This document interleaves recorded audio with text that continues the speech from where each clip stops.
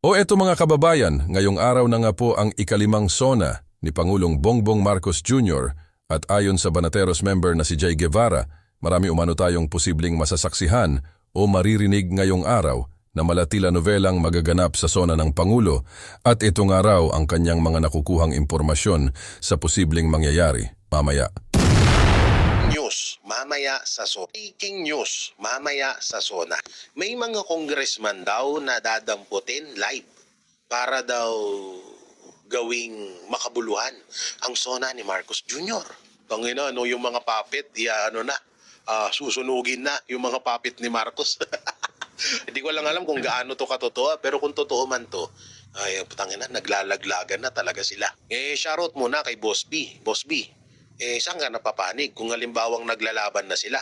Kung halimbawang sira na talaga ang samahan ni Romualdez, BBM at Lisa, saan ka papanig niyan? Kawawa ka naman.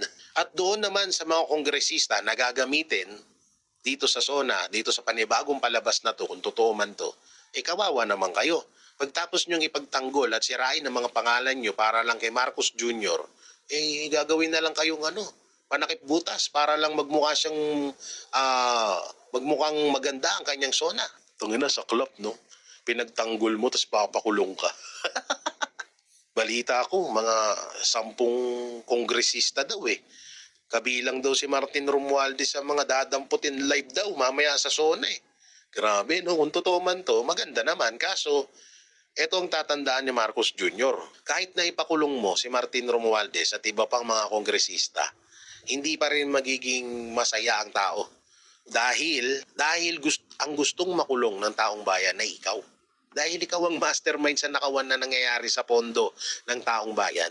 Kapag ikaw ay nawala na sa pwesto at naipakulong na yang mga kongresista na mga kasama mo sa pagnanakaw, doon na magiging masaya ang taong bayan. Pero ang galing, no? Halimbawa ganito Kunwari, sa SONA, nanamputin si Martin or yung iba pang mga kongresista. Kunwari, arestuhin. Pagdating sa kulungan, syempre, pipicturan yan para lang may katibayan na ikukulong talaga. Tapos maya-maya, papalayain din. Uulitin ko hindi ito 101 or hindi ito 100%. Ito ay bali-balita pa lamang, So, paano ba yan, Mike? Kung nag-aaway-away na si Romualdez, si Lisa at BBM, so paano ka na yan? Paano na yung mga hinuhulugan mo? Paano na yung mga kasamaan mong mga tangang vlogger? Wala na kayong pira. Hindi, syempre, sasagot yan si Mike sa akin. Sasabihin niya, di okay lang kahit wala nang sahod kay BBM, kay Romualdez. May mga ginto pa naman ako dito, sasanla ako na lang. Pero huwag ka mag-alala, Mike. Magkikita din tayo bandang uli. Sa ngayon, masaya ka dahil nandiyan ka sa puder ng iyong bossing at alam naman namin na makapangyarihan sila ngayon. Pero darating ang araw na kami naman, doon tayo magkikita-kita. So kayo mga banateros, ano bang sasabi nyo? At naniniwala ba kayo na si Martin Romualdez at iba pang mga kongresista ay dadamputin sa SONA mamaya? At gagawing ano na naman, naniniwala ba kayo na ito ay totoo or ito ay palabas na naman ng administrasyong Marcos para lang magmukhang ano-ano itong SONA ni Marcos? Dahil sa totoo lang wala naman nag-aabang No, walang nag-aabang dito sa SONA na to at alam naman din natin na puro na namang pangbubudol itong SONA na to ni Marcos Jr. So i-comment nyo nga dyan sa baba kung ito ba ay totoo or ito ay panibagong drama na naman nila.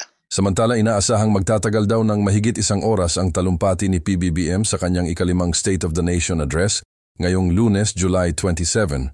Posibleng aabot daw ang speech ni PBBM ng mga 1 oras at 20 na minuto. So may mga nagsasabi rin na ilalabas na di umano ni PBBM ang kanyang nagawang mga proyekto, kasama na ang kanyang mga programa. So tingnan na lang po natin mga kababayan kung meron nga bang nagawang proyekto si PBBM na umano'y ilalabas sa kanyang SONA.